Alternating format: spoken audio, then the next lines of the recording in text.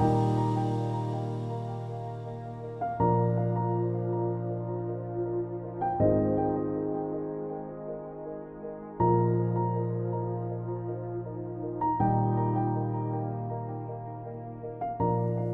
castellated tower sits as a quiet witness to over 100 years of stories, soirees, schooling and success.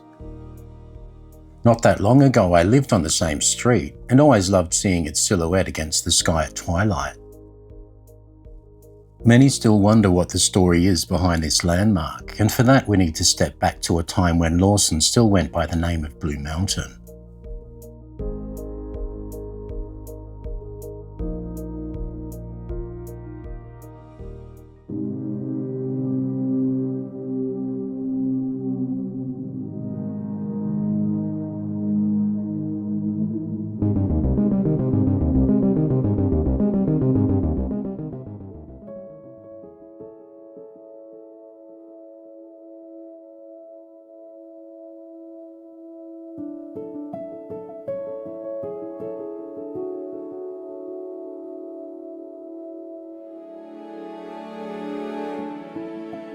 Chilean-born Jose Guillermo Hay arrived in Sydney with his mother and 3 siblings when he was just 15 years old, emigrating from England in 1863 after his father unexpectedly died the previous year. His name was anglicised to Joseph pretty much on arrival, and being listed as a labourer, it's possible he started in agriculture or farm work. At the age of 23, he married Eliza Rubin of Maitland and not long after began working at the Lands Department. In 1878, Joseph acquired 300 acres at Blue Mountain, a substantial holding that stretched from present-day San Jose Avenue westwards towards Boolarburra. He named it the San Jose Estate, and come 1879, the locality of Blue Mountain was officially renamed Lawson. Joseph's land grant attracted parliamentary attention, and questions were asked about how a Lands Department employee could hold land without living on it. Hay's solution was practical enough. He began commuting between Lawson and Sydney, before eventually moving on to the property later that same year. A house was built on San Jose Avenue and the family settled in. By 1882, the modest cottage had grown considerably, expanding with an additional 14 rooms that were rented out to boarders. The Hays lived next door, and the enlarged house became known simply as San Jose. While Joseph spent much of his time in Sydney working as a house and land agent, it was Eliza who managed the boarders and oversaw daily life at San Jose. By the 1880s, the Blue Mountains was riding a wave of health and recreation tourism. Retreats were flourishing, and a fashionable new word had entered the public imagination: sanatorium.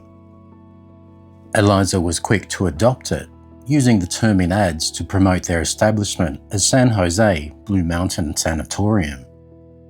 The appeal was clear. Clean mountain air was widely believed to hold restorative powers, especially for those suffering from respiratory illnesses like tuberculosis.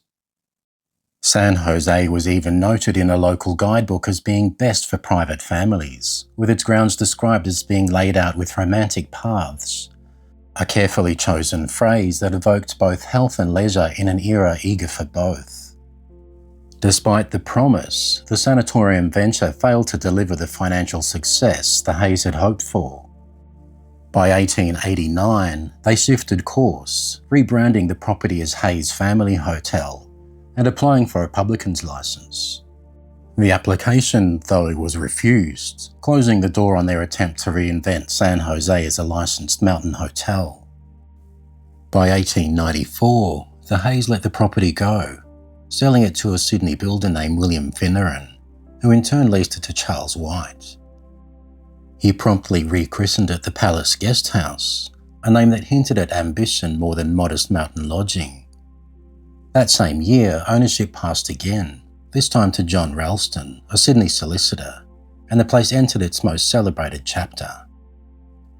Under Ralston, it became the Coffee Palace, though most locals simply called it the Palace. It operated as an unlicensed, alcohol-free hotel, catering to the steady stream of coach travellers crossing the mountains. Far from dampening its appeal, this seemed to elevate it. The palace quickly became the social heart of Lawson, a place where balls and parties stretched into the early hours, sometimes lasting until 5 in the morning, alongside fetes and fundraising events that drew the wider community together. It was during this lively period that the building took on its most distinctive feature.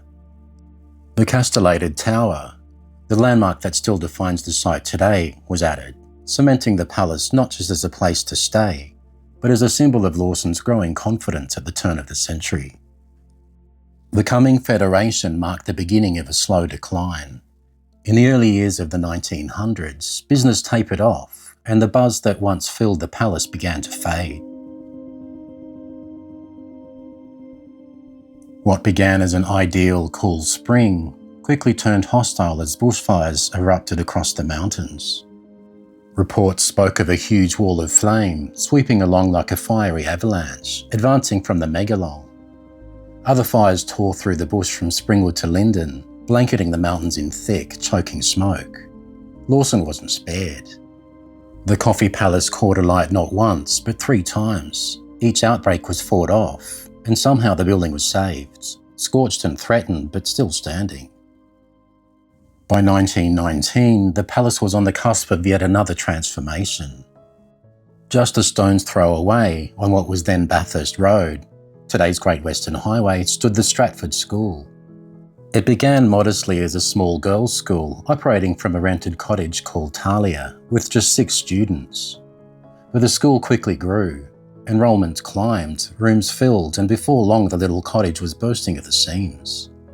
Stratford needed more space, and the ageing palace was about to be given a new purpose. Miss Effie Wiles, who ran the school, leased the former Coffee Palace and relocated the students into the much larger building, formally establishing it as the Stratford School for Girls. 5 years later, in 1924, Miss Wiles and her sister Ethel, also a member of staff, bought the building outright. The name Stratford was a nod to home, Stratford upon Avon in England's West Midlands, where the Wiles sisters had grown up. Owning the building gave the Wiles sisters freedom to adapt it for school life. Classrooms were added, dormitories expanded, and the old palace was reshaped to house around 50 girls, most of them boarders. For 6 years, the school thrived under their care, until Effie's death in 1930 brought that chapter to a close. By 1936, the Church of England had taken over, ushering in the school's most prosperous era as Stratford Church of England School for Girls. Set against the crisp air of the mountains, its stated aim was clear: to shape capable Christian gentlewomen educated and strengthened by an invigorating Highland climate. Through the 1940s and 1950s, life at Stratford was shaped by a strong sense of individuality and cooperation. Boarders immersed themselves in subjects like scripture, history, Latin, bookkeeping and the arts, while weekends were set aside for healthy pursuits and outings to places of interest around the district. Fresh mountain air was considered essential, matched with netball, tennis and swims at Lawson Pool. Even the dining room reflected the school's values, with meals rich in fresh fruit and vegetables, homemade preserves and plenty of fresh milk. By the late 1950s, Stratford was beginning to show its age. Classrooms were worn, furniture tired, and the buildings themselves were falling behind the times. Life for boarders was a far cry from the earlier decades. Students endured cold, 3-minute showers in what they grimly nicknamed the dungeons, with no heating after 3 p.m. Meals were remembered as bleak, cold fried bread and tomato sauce for breakfast becoming a symbol of decline. As education standards shifted and competition from newer private schools intensified, Stratford could no longer keep the pace. In 1961, the school closed its doors for good. In 1966, a Sydney couple bought the ageing building and invested heavily in refurbishing its interiors. Through the late 1970s, it hosted wedding receptions, dinners and private events. In 1977, the Blue Mountains Community School moved in with 18 students, a new teacher, and a government grant for a library. All was going well until 1980, when an electrical fault caused a fire, gutting most of the building and rendering it uninhabitable. The local council issued a demolition order in 1985, which was eventually approved by the Land and Environmental Court. By 1992, a developer cleared the site, leaving only the iconic tower that still stands today. Though most of the original building is gone, the tower at Lawson stands as an enduring testament to its remarkable past. From sanatorium to school, it tells the story of a community evolving through time. A reminder of the lives, ambitions and memories that helped shape this corner of the Blue Mountains.